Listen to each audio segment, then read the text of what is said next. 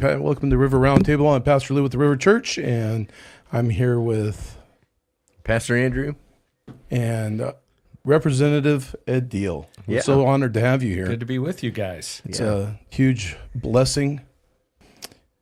And I'm just finishing off here. I cannot talk and type at the same time. It happens. Yeah. It happens to some people.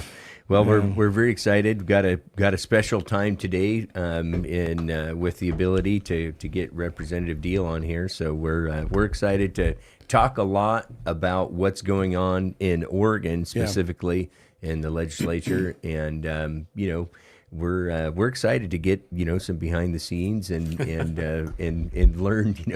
I mean, the reality is if for somebody that would normally maybe say watch TV or something like that, they've got no clue what's really going on, right? Unless you come and spend time and get to be able to know people and hear what's happening. And I think it's important for people to know because you don't realize how much influence local government has on your daily life. It's true. A lot. Yeah. Yeah. I mean, when you got a governor from Maine that's basically telling the president of the United States to shut up, we're going to do what we want. You realize that there's power there and that they're going to have to go through certain legal actions to make it so that the federal government can have a voice in their life. I mean, the states were set up to be independent of those things, to be able to make decisions on their own. We don't do that as much as we should. And I see Trump actually trying to return to that style of governing.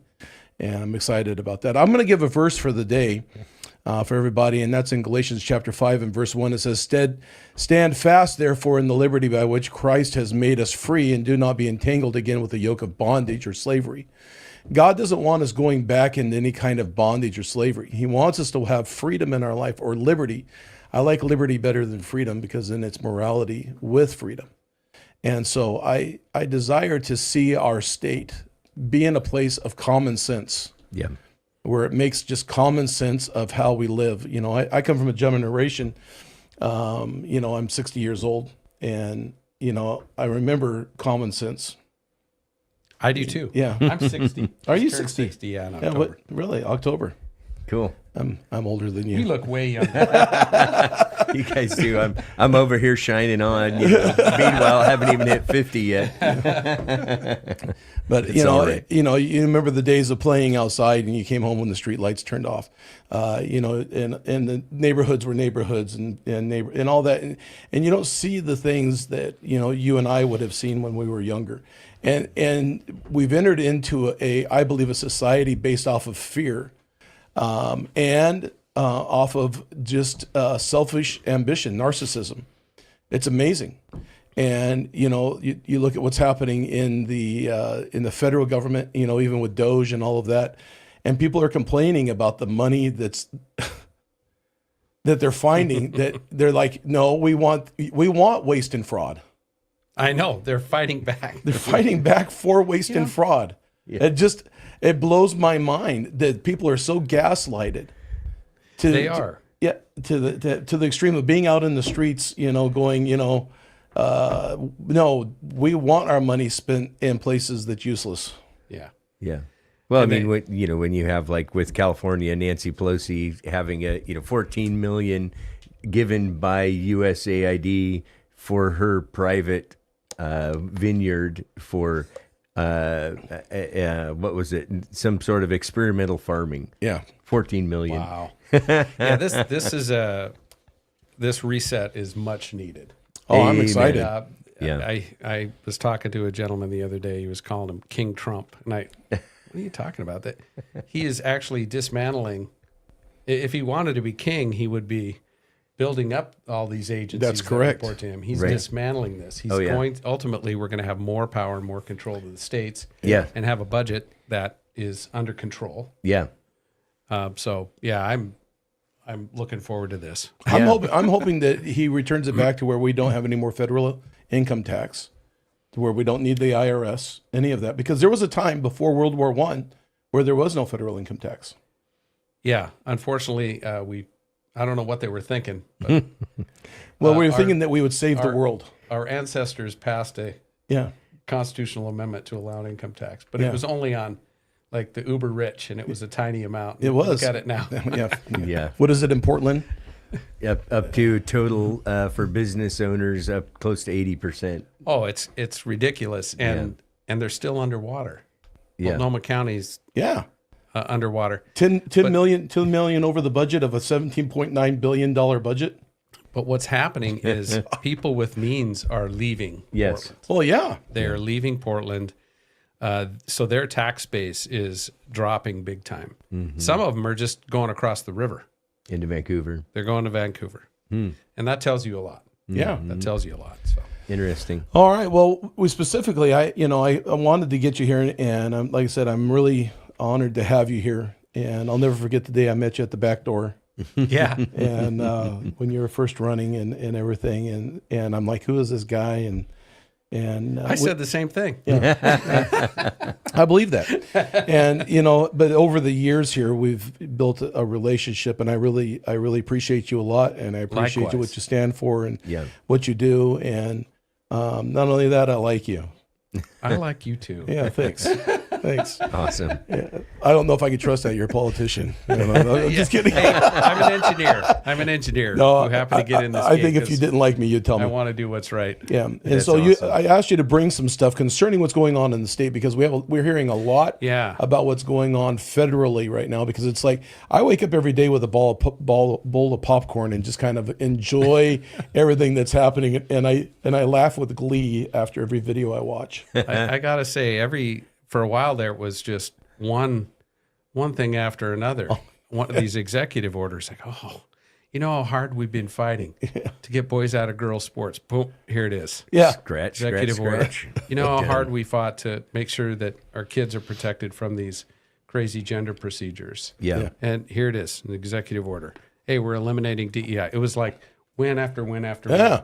So we're like high-fiving everybody on the third floor. We call it the Freedom Floor in the Capitol. We're high-fiving, and but they're mourning and weeping on the second floor. It's interesting, and it hasn't. A lot of it has not gotten into the Capitol yet. Yeah. It's kind of been a business as usual, but that's changing. That's It is great. changing. Well, I think it's going to catch up. And It is, because a lot of these nonprofits that the NGOs. depend on state and federal dollars are seeing cuts, and so they're very vocal. They were vocal to begin with, and they're very vocal now, and so that's kind of raising the temperature in the building. Yeah, it's interesting because I did the numbers, and for taking care of somebody that's homeless or a drug addict to get them off to where they become a viable citizen is $42,000 a year.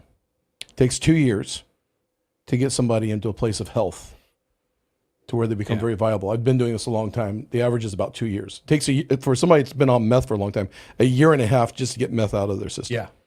Completely, and to get their brain healed. Get their brain healing up where to where they can distinguish right from wrong. If it can heal. Make cogent thoughts. Will not. Right. Yeah. After decades, and this is a cool thing coming from our side is we get to see God do the supernatural things that he promised he would.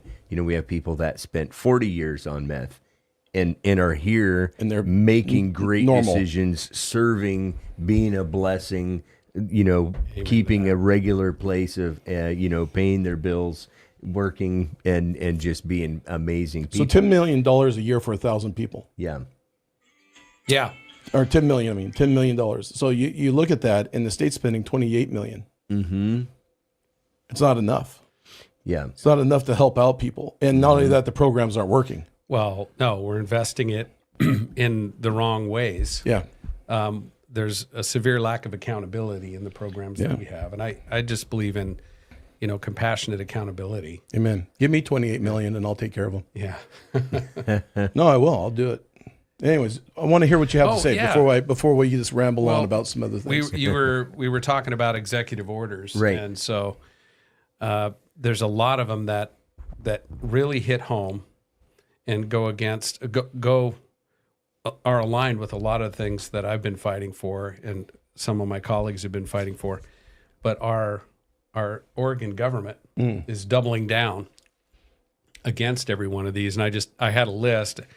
the Oregon Eagle published this article. It was based on an ex post that I did, and they said you should expand on that. But it was just a list. I called it the woke house of cards. Oregon's woke house of cards is collapsing. Yeah. And what Oregon is in a position they have to do is we either respond and comply with these executive orders, or we are going to be cut off of billions of dollars. Yeah. Billions of dollars in federal funding. Yeah, and that's very close. Like, I mean, if you've got like Pastor was talking about that dinner that Trump was at where the governor of Maine is literally Was Kotek there? defying. I don't believe I don't so. know. I don't know either. But yeah, she basically said, I dare you. And Yeah. he said, okay, well, Yeah. yeah. I like what he said. He tweeted or whatever, Elon's been so passive, I hope he gets fired up or whatever. Yeah, and On Sunday. I think he told her, I think your political career is pretty short. Yes. Yeah. You better look for another job. Yeah, good luck. Good Yeah. luck. You're done. But one of the things that the state needs to do if they want to comply, and there hasn't been pressure on Oregon yet, but there will be. Yep. But we need to shut down our gender clinics. We've got Dornbecker Gender Clinic at OHSU treating children. Wow. Legacy. These programs have to be shut down, not only for moral reasons, but these organizations are going to lose federal funding unless they do that. These programs are not proven. They're not proven. No, well, No. The reality is they have been proven. Europe, there's the places in Europe that yes. were doing it for 10 years before we started, and they've shut them down because they've had this incredible spike in suicides in the youth that were engaging into it. There's this detransitioning movement. So many, there's a cry of, well, it's only a few. No, there's substantiated studies that show how many people that said we were gaslit into making this decision before we had all the information. They've backed off. Basically, they're doing it in research settings. That's all. And Oregon has doubled down, and we fought House Bill 2002 from 2023, which mandated this care. Well, since then, I've discovered, with the help from some other folks, that Oregon has this Health Evidence Review Commission that's supposed to review all the evidence to decide if something should be covered or not. They were in the process of reviewing the evidence for gender-affirming care. They never finished the study. We got our hands on the preliminary study. The study says there is a paucity of evidence that this stuff helps kids. They never finished the study. They never published the study. It wasn't going in their direction. So what happened is the activists pushed House Bill 2002 to mandate it because the evidence isn't there. Well, they knew it's not there. They knew the decision was going to be, we cannot justify covering these things for kids. What medical journals are there that have been written on it?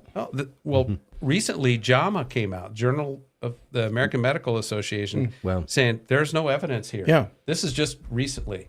So I've got a bill. I have two bills. One is to prohibit these procedures on kids. The other one is simply asking the Health Evidence Review Commission, do your job, review the evidence, and then make an assessment. Yeah, complete and deliver your assessment. Yeah. That's great. So that's Bill 333338. Is that what it is? Yes, House Bill 3. Boy, he's got on it the right up spot. there. Yeah, that's great. So we are working to get that bill a hearing. It is highly controversial, and I serve on the committee that would hear that bill. The chair is not going to hear that bill. Yeah. But we're still fighting, and who knows? We may force. And in some cases, you can pull a bill to the floor and just compel the other side. Okay, take a vote. Yeah. You don't want to follow the evidence, then prove it with your vote. What can we do, what can we do practically to help you to do this? Well, there's another one that I'd like your help on more. Okay. We'll get to that. Yeah, because we've got people that are watching here already, talking about this stuff that are. And just so that want to be Ernesto, engaged. I'm going to answer your question that you had on there on all the executive orders becoming federal law. They're working on that even now in Washington of solidifying these things that he's doing executive orders Yes, right now. they will. Yeah, They will. So it's coming. yeah. And the thing is, these are not only the morally right position; these are wildly popular positions. And they are. Exactly. Yeah, Yeah. the majority of Americans they don't want this. They don't. They don't want sex changes for kids, and they don't want the DEI, and they don't want any of this stuff. They don't want it. We're at $36 trillion. We have what they say? We have 7 more years, and then we're bankrupt as a nation. To continue on the trend. Yeah, we cannot. We continue can't. this way. No, something has to happen, and the same thing is in the state of Oregon. Now all of a sudden, you've got Tina Kotek who's complaining that she can't do her housing projects because of all the red tape. Who caused all the red tape? Caused all that. So Who started all the red tape? It was them. It's not like Republicans want red tape. Yeah.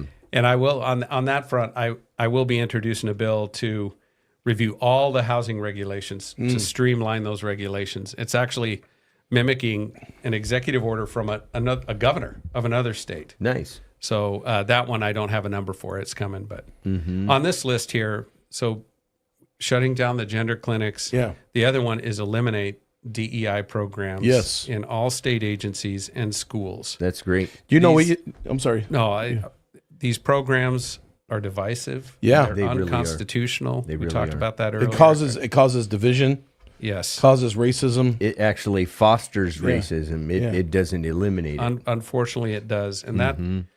So the way what I promote, and I was talking to some behavioral health people earlier today, merit, fairness, and equality.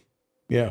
We cannot abandon those values. We built this country on those values, Right. and corporate America is realizing these DEI programs are divisive. They're not working. They've been dumping them like Story after story. Yeah. hot trash, getting rid of that stuff really quick. But we look at, so I'm in these committees and we hear from the state agencies all the time. You know what the number 2 goal for ODOT is? Oregon Department of Transportation? No. DEI. Equity. We actually have employee or church members here that work at ODOT that were mandated to take the DEI training.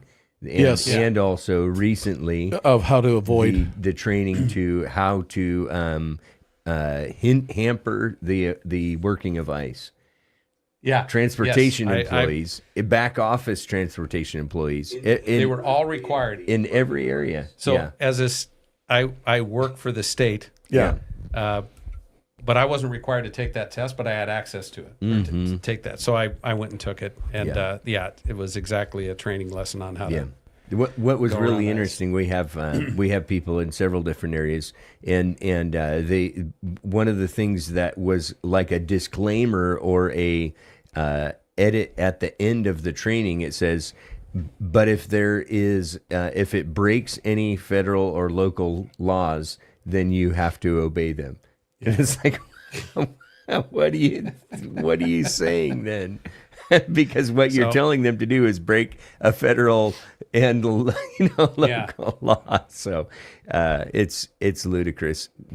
Fortunately, what I appreciate is that they have actually already been producing, up in Federal Way, and there was one here, I forget where it was, in the Portland area, I want to say, where they did collect someone that was a known cartel violent offender. Yeah, but a couple places they had been in jail, and then I think it was in Boston. They were in jail, and they released them because they knew ICE was coming. They just let them go. Oh my gosh, It's wild. Yeah. I am introducing. I've got 3 bills that are related to this. One, I'm not the chief sponsor on. Representative Reschke is, but it would repeal sanctuary state status. Yay. there's an amendment that I want to that bill. There's a piece that it's not a huge thing, but there's a piece that I would want to see changed to that bill. But then I have another one that I'm co-chief on. This one seems so common sense that I can't believe I'm getting pushback on it. But Representative Alex Scarlatos brought this bill. Basically, it says if you are in the country legally and you are convicted of a violent crime, we will follow federal immigration law and you'll be deported. Not accused of a crime, convicted. Yeah, of a crime. well, that seems so common sense. Yeah, the crazy thing is many of those, that's what they were already, and they were just catch and released. It was like they had Adam Schiffs all over the country. Yeah. Or Mike Swift or whatever. What was the guy in Portland? Mike. I'm thinking Adam Schiff, but he's for all that too. Obviously, he's going to be in trouble here soon. Also. Yeah, we know that one. The one from Portland, the DA from Portland, that was catch and release. Schmidt. That's right, Mike Schmidt. Yeah. And then I have another bill that would signed on with Senator Thatcher. Great. So if you have a gun, you're in illegal possession of a gun, law enforcement catches you. Law enforcement is allowed to ask and verify whether you're a U.S. citizen. If you're in unlawful possession of a weapon. Again, that seems so it's kind of a no-brainer. Yeah. It's kind of a no-brainer, but they're being fought. So. Yeah. Well, the recent Salem Police gala or banquet that they do, I know Chief Trevor was talking about basically,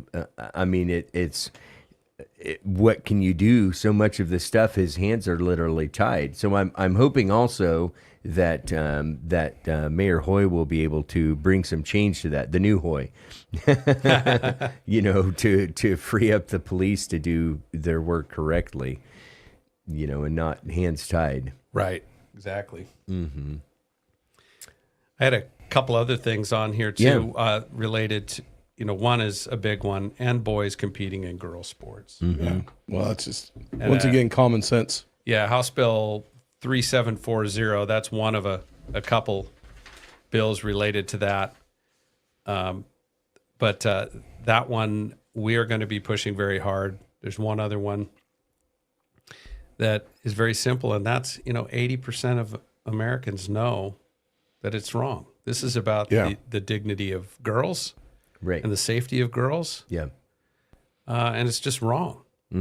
So let boys compete in boys' sports, girls in girls' sports. And likewise, stop housing men in women's prisons. This is another thing that there's been some horrific stories about that. Yes. Oh, absolutely. Yeah. So, what was the one that Christine Drazen was also authoring? Was that one of the ones that you're? Yes, I don't remember the bill number. So, she recently introduced that. It's a different take on the boys and girls sports issue. Okay. But it's a very good bill as well. Okay. So great. Yeah. Yeah. I mean, get it from every angle you can, I guess. Right. But unfortunately, on these issues, the governor and the attorney general are just doubling down. We've got a budget now. Your tax dollars are being used to defend the state against the Trump agenda. Yeah. Yes. Right. Yeah. We're aware of that. Yeah. What was it? How many? Just like in California, where they had $50 billion during the fires, $50 million talking about there it is right here. Creating this amount of says finance. she will not back down against Trump administration. Yeah. And she's continuing to push climate goals, gender affirming healthcare, and staying our path to reach our climate goals. Look at the smirk. Well, I think that's permanently there. Is there a video? Yeah. We have to be nicer because Representative Ed Deal's on there, so we have to be nicer. Jesus help me. Sure. Yeah, play it. Go ahead and play it. Hi, Oregon. Governor Kotek here. I will not back down from a fight. Whether it's access to reproductive and gender-affirming health care, staying on our path to reach our climate goals, protecting immigrant communities, upholding our civil liberties, and fighting for prosperity for every Oregonian. I will stand firm for all of us. All of us deserve to feel safe and secure in our homes and communities. Our immigrant communities are Oregon communities. Immigrants are integral to the culture and success of Oregon. I will uphold Oregon's sanctuary promise laws that were passed with almost unanimous bipartisan support in the 1980s. I support keeping families together, and I believe that people who are born here are Americans. I support the collective effort of 22 states, including Oregon, to sue the Trump administration over their attempt to end birthright citizenship. To our immigrant friends and neighbors, as your governor, I see you, I stand with you, and I've got your back. You are Oregon and a part of what makes our state such a fantastic place to call home. What makes me laugh about that is how that group is the ones that continue to like, yeah, how are we going to get our fruits picked and our minimum wage and jobs, our dishes washed, right? and our houses cleaned. They're relegating immigrants to being the only ones that can do this. It's foolishness, and it's disparaging. It's actually who's going to build our houses and. Yeah, they're being racist. If anything, they're the ones that are being racist with it. It's ridiculous. It is ridiculous. It's beyond ridiculous. Anyone with 2 ears and half a brain can see that type of a thing. So anyhow, and when Oregonians did vote for the sanctuary state law, no one in their right mind thought that today we would have basically, well, now we don't, but for years, an wide open border. Well, not now. And the communities that get hurt by this are a lot of immigrant communities. Mm-hmm. And I've spoken to them, and they might be first generation, second generation. They're saying that the crime's up. They don't want this in their communities. Mm-hmm. They're the ones getting hit more than a lot of the people from their ivory perch and gated communities. Right. Are. So it's a rough deal, and it's going to come to a head here. Mm-hmm. Yeah, come to a head. One of the things I'd like to see changed is because I know people that have come in illegally, and they go to become a citizen, so they hire a lawyer, and then they get shafted by the lawyer, and nothing ever gets resolved in their citizenship, so they lose hope in it, and they just keep their undocumented state even though they don't want to be. Mm-hmm. I'd like to see something come in to where it's able to have a path to citizenship to help them to get there instead of hiring shyster lawyers who take them. And you can't complain. I hired a lawyer for an adoption and my daughter's adoption, and he shafted us, but I couldn't, I called up the bar. They don't do anything. Oh. And it was so hard to fire him, because I couldn't get another lawyer because I fired a lawyer. Oh, so really? Other lawyers won't let you hire them because you fired a lawyer, and it's so hard to get anything. Yeah. And finally, I found one that I could sit down and talk with, just common sense of this is what's happened, and he's like, "I'll take care of it," and they took care of everything, right? But that's what I've seen a lot, and I've talked to a lot of people because obviously they've even come to our church. And, and they want to have their citizenship, but they've already paid 3 lawyers. Wow. And it doesn't go anywhere. And they pay them, $15,000 to get their citizenship. And then it's taken, and the lawyer's like, can't do anything for you. And they can't actually do anything because they're not documented. So they end up in this thing where they're being taken by the coyote that they got across with, and they're taken by things here, and then they just lose hope. So now they're 20, 30 years in America undocumented.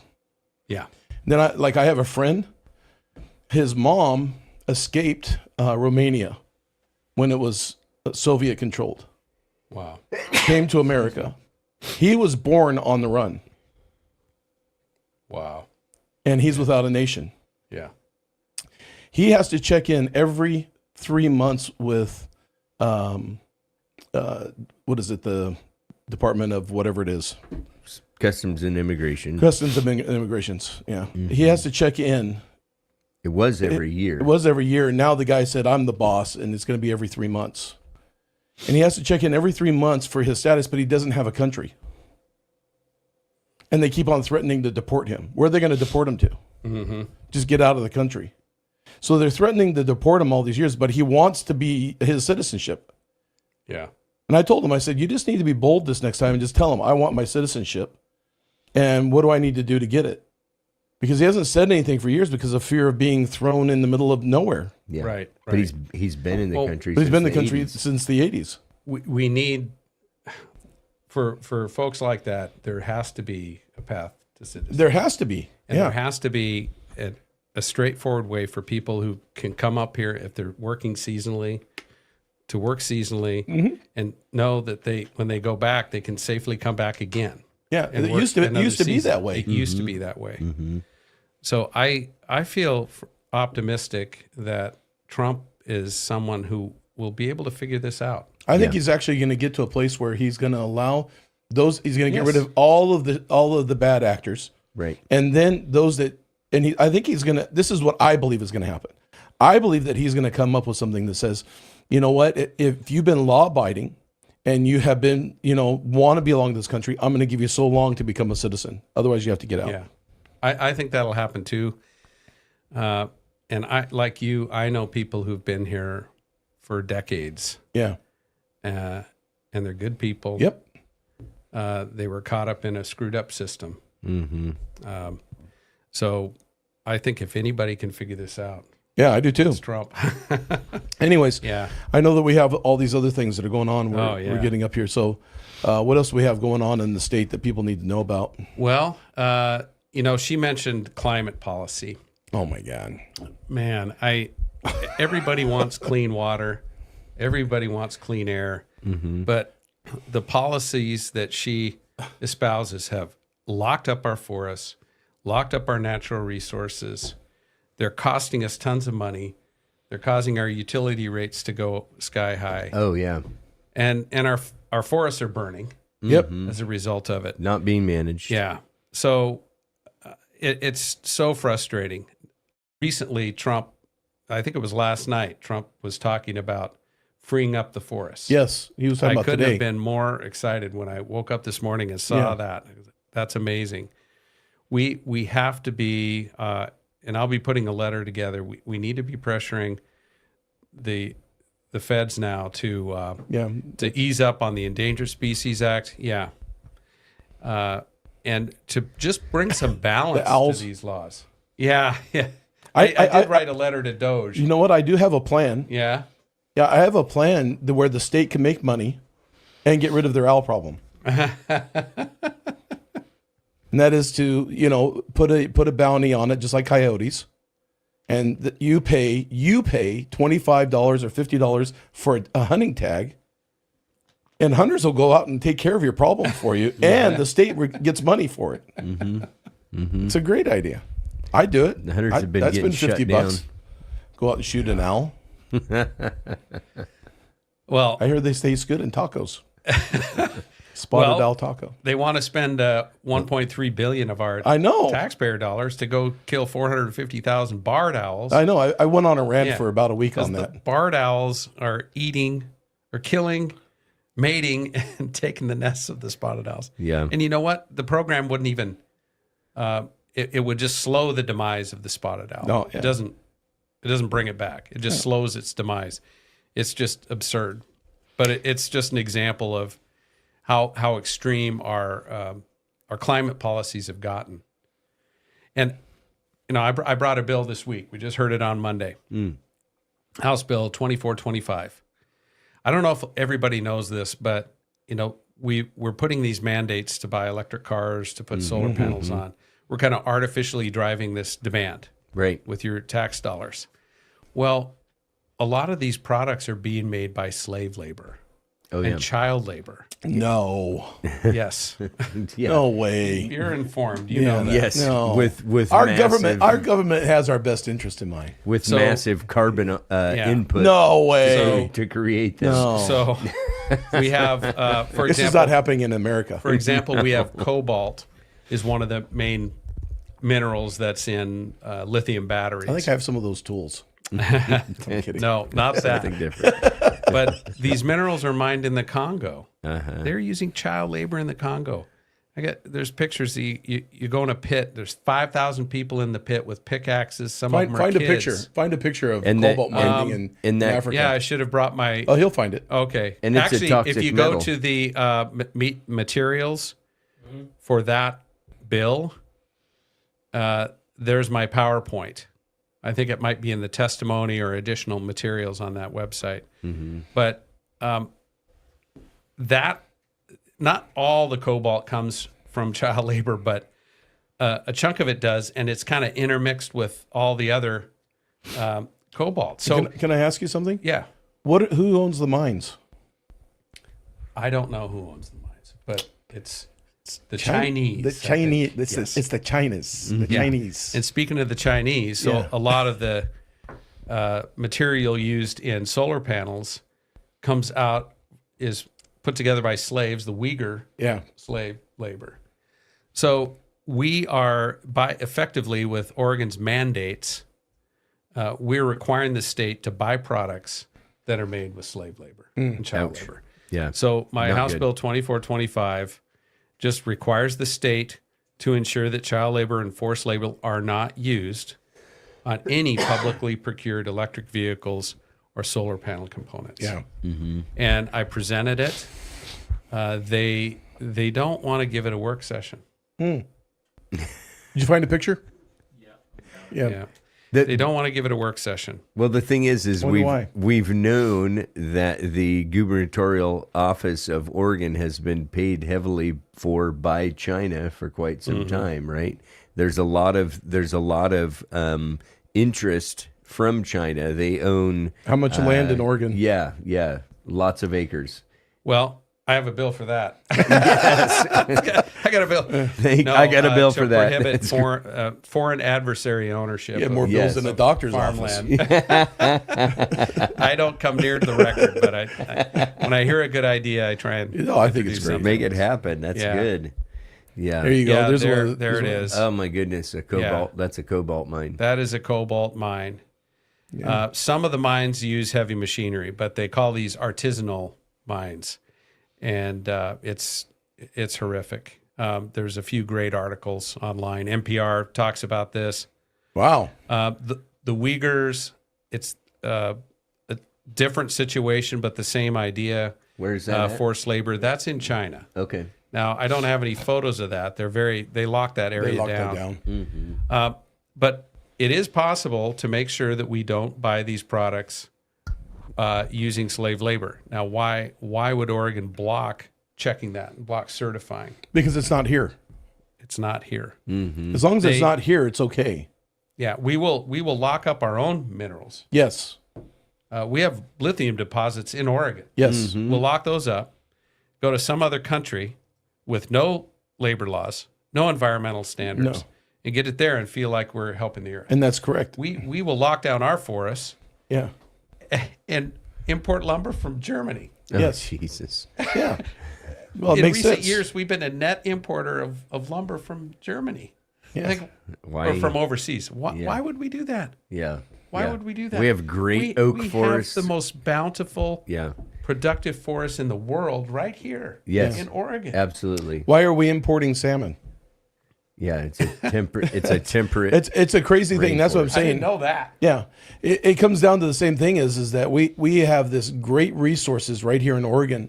Oregon has so many resources, and that would actually bless all of the United States. I mean, the thing about lumber is it grows back. It's a renewable It's a source. renewable resource. It's not like you take a few trees and then you don't have any more trees. They grow back, and when managed properly, when the gubernatorial race was, and they asked me, they said, "Do you want to run?" And I said, "No," because I'm already elected.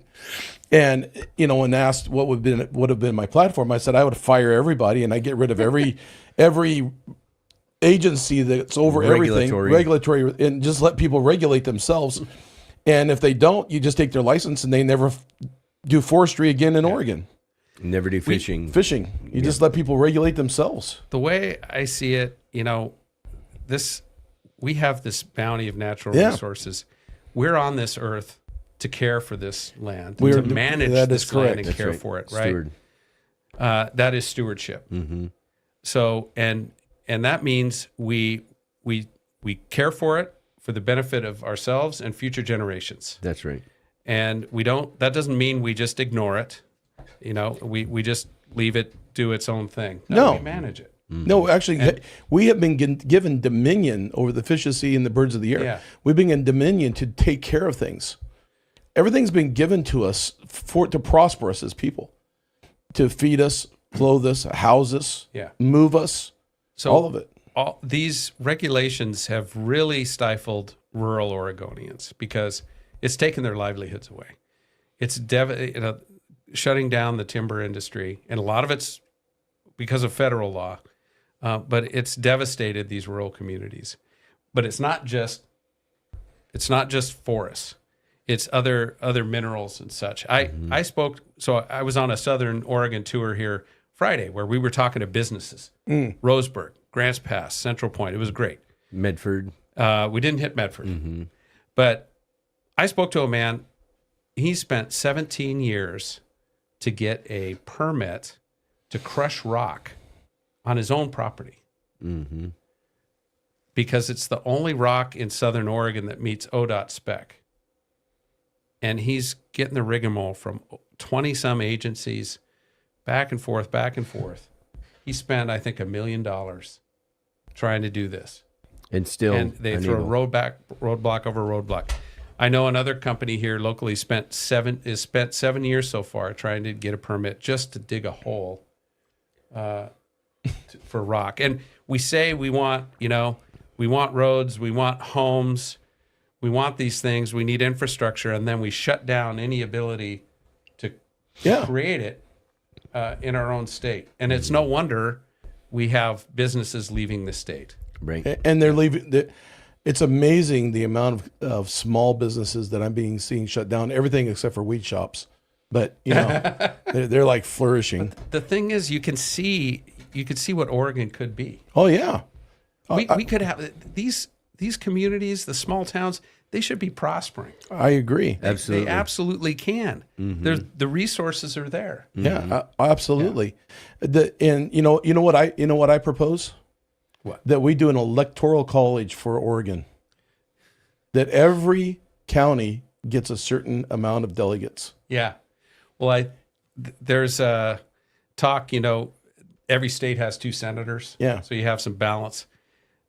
We could, every county could do the senators by county. Yes. Instead of by population. Yes. Keep the representation by population, but do the senators by county. And It's kind of the same. And that way, when there's the vote, you're voting. You don't just have to win Portland. You'd have to win all of Eastern Oregon also. Well, And that way, it would make it so that it was a fair and balanced election, because the voices out there aren't being heard. no. The only voices that are being heard are people with signs and purple hair. Yeah. And and as a result, then you have the conservative party that's just too conservative to even vote. And we want to complain, but we don't want to vote. Hello. We want to yell like, "Did you vote? No, I don't trust the elections." I don't trust the elections. And I get so tired of hearing it. I quit doing a lot of political stuff, honestly, because I got tired of hearing all the excuses, and nobody willing to just be practical to do something different. Yeah. And that's why I like talking with you, because you are actually going in there and you're hammering away at things, and it's not popular, but you're hammering away at things, and I appreciate you. Well, thank you. And I appreciate you guys. And you talk about doing something different. We do need to do something different. Yeah. And I'm optimistic that there are more conservative-minded folks out there than are voting. I think there's a lot of them that are not voting. Yes. There's a lot of the non-affiliated voters That's correct. that actually align with my values, and they're not voting. And so I've started actually an organization, Oregon Freedom. Yeah. Oregon I'm familiar Freedom with it. Coalition. Yeah. So OregonFreedom.com. And Can you put that up there? yeah. And OregonFreedom.com. What our mission is, basically, we're establishing what a long-term vision for conservative leadership looks like in this state. I've got looking to align as many legislators as we can around that vision, have solid, strong policy built around that, and really make it a grassroots effort, a grassroots machine that's running year round, not just in the 3 months before the election, but running year round, but powered by regular folks donating $5-10 a month. And what I picture is tens of thousands of folks doing that. We can build a machine to compete with the progressive leftist machine in this state. Well, we almost did it. We've never done that. And if we do this right, and again, I'm looking longer term, if we do this right, we can have conservatives making decisions about how redistricting is done in 2030. Rep Deal, is that where, what was the group that Judge Vance Day left from to go be part of President Trump's office? Was he part of your, No, that's a different organization. I think that's the one that Solomon Yu's part of. Okay, all right. This is different. And we have Will Lathrop is on our board. Great. We've Good connected guy. with Turning Point. Okay. Oh, nice. And Lincoln Cesares, who is a local state person for Turning Point, and he's tasked to go out to the different high schools and set up clubs. Have you met him yet? We met one of the guys. One of the guys, but he moved to like Colorado or Idaho. Okay. One No, that we knew. Lincoln's a young guy. He's great. Send He's him by. also on our board. Tell him to come by and see us. We've hired a great executive director that grew up in Oregon. Nick Stark. He went over to Washington, D.C., was working with a group over there, a great policy organization. He and I got talking. He's moved back home. He's back in Oregon. He's our executive director. He's all in on this. So we're committed to build this and to build a machine to fight against the leftist machine that has taken over our state. I want to take our state back. Well, we need to. It's not a matter of we should. No, it is a matter we have to do something different. I'm going to do whatever I can as a pastor and as a voice in the Christian world to do whatever I can to make a difference. There's a lot of people in the Christian world that don't want to hear it either because there's financing that comes their way as well. And I saw that during 2020 when everybody was taking PPP loans. And, I was just amazed at what I was offered for PPP loan. And I'm like, no, I don't want, you can keep your P loan. Yeah. I don't want anything to do with it. I don't want anything to do with, because as soon as the government gets your hands in there, then, it gets all jacked up, especially during that era. But, we have actually a president now that is very pro-Christian. My good friend, Jonathan Shuttlesworth, was just invited by Paula White to be part of the team to write Christian regulations for the nation. And protecting Christian values. And so I'm very hopeful of change with things. And like I said, we were talking earlier that, I'm very hopeful that it's going to start swinging, the microscope's going to start swinging towards Oregon. And something's going to happen here, and there's going to be a confrontation that is going to change a lot of things that we're even talking about right here. They're going to lose funding, and if they lose, because we're a prison-run state, there's a lot of federal funding that goes into the prisons here. And what happens if the federal funding's pulled? Right, it's going to stop. I don't want to think about that. Well, because we're so heavily reliant on federal funding in this state, it's huge. It drives me nuts when politicians throw out like, it's just $10 million. What's the big deal? $10 million is a lot of money. It's a lot of cheese. But we're talking in federal money, billions of dollars in healthcare, education. In grants for roads and bridges, and it's in every aspect. Yeah, and yet we're failing greatly in all of those. How many billions did we spend on education in Oregon? Yeah, was it $1 billion? So I don't know if I mentioned it with the DEI thing. Yeah. The DEI permeates every single agency. It's one of the top priorities. Yeah, and they're very focused on the working environment and the climate in that. So I've talked to some folks on the side. They're not gonna come out in public, but they said it's a mess. it's to the point of they're so focused on making sure that people like their work and like working there. They don't hold them accountable Right. to deadlines, No, to projects. don't have to. And yeah. Otherwise, it's racism. Yeah. And so you end up with what? You end up with incompetent, bloated agencies. Mm-hmm. And that's what we have. And so we need our own version of Doge. Absolutely. Well, I'm going to be a little bit crude It's here. 40 years They need a of Doge one-party rule in this state. They need a Doge enema. Yeah. To get rid of the bloating. It just Get the flow No, you moving. need to get the flow going again to where there is common sense. It just if we just run things with common sense, we would actually be a very prosperous state Yeah. in every area, and there'd be prosperity in people. Yeah. Because we don't have to be taxed at 80%, and you get rid of 3/4 of the junk that's out there. I mean, I wanted to. What I wanted to do is, if I was governor, I would fire everybody, and I'd hire the janitor to run the budget Because you know he'd keep it simple. because you keep it simple. He's got like the worst budget in the government. Yeah. So, anyways, we're about done with the program here. Is there anything else you'd like to share with the people, and anything you'd like to say and for them? Oh, I would encourage everybody, if you would be willing to go to Oregon Freedom, check it out. Definitely follow me on X and Facebook. I keep X really up to date. Yeah, it's great. And then Oregon Freedom is also on all the social media. I use you But every once in a while as a post to speak off of. Yeah. Mm-hmm. But we need to.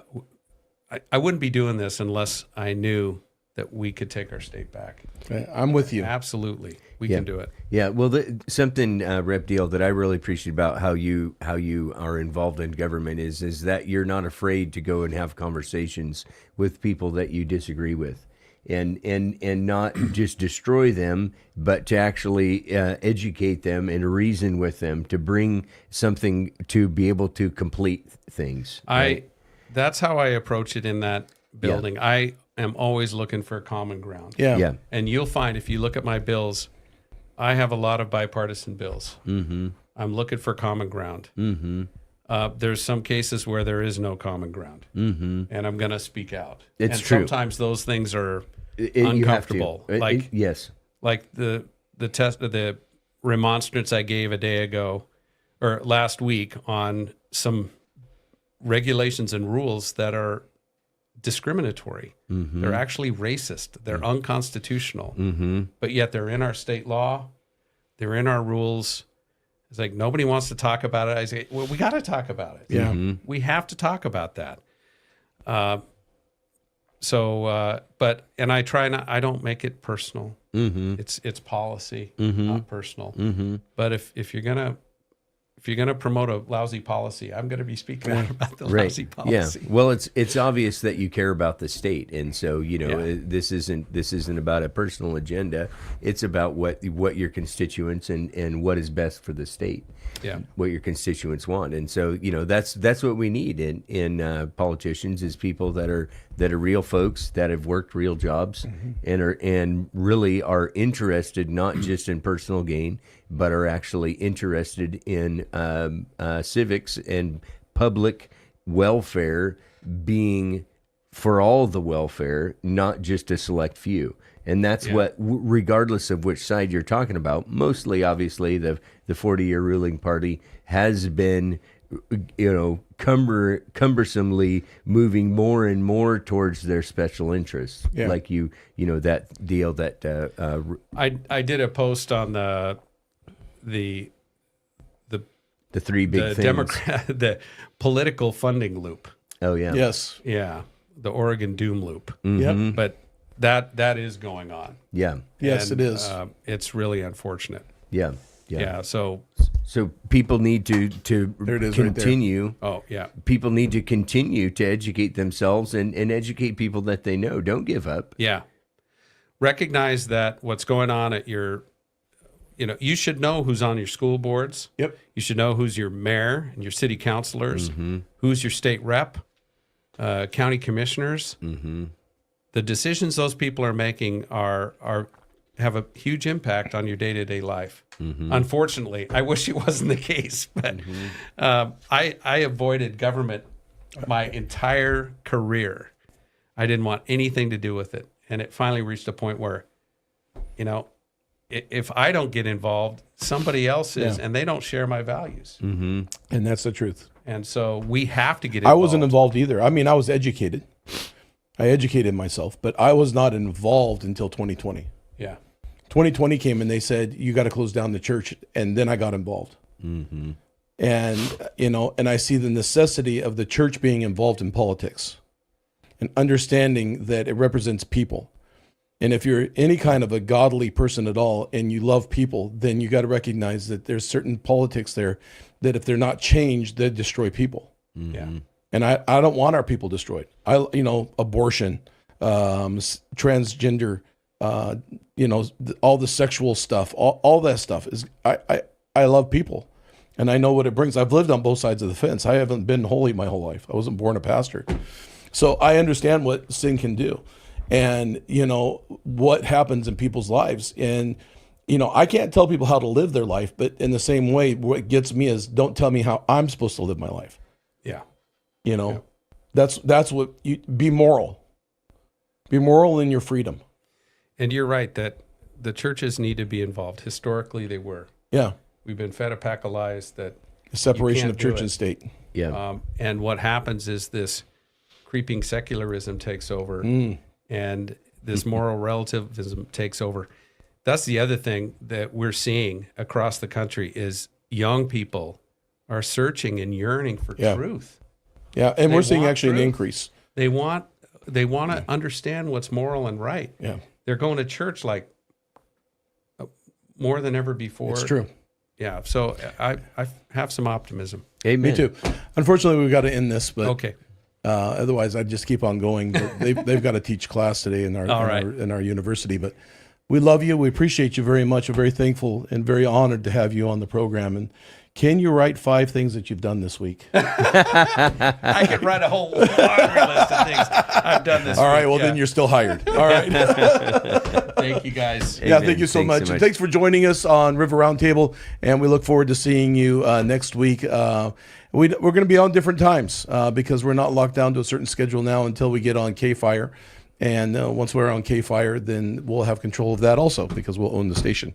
So anyways, we love you, and we'll talk to you later. Bye. Bye-bye. Awesome.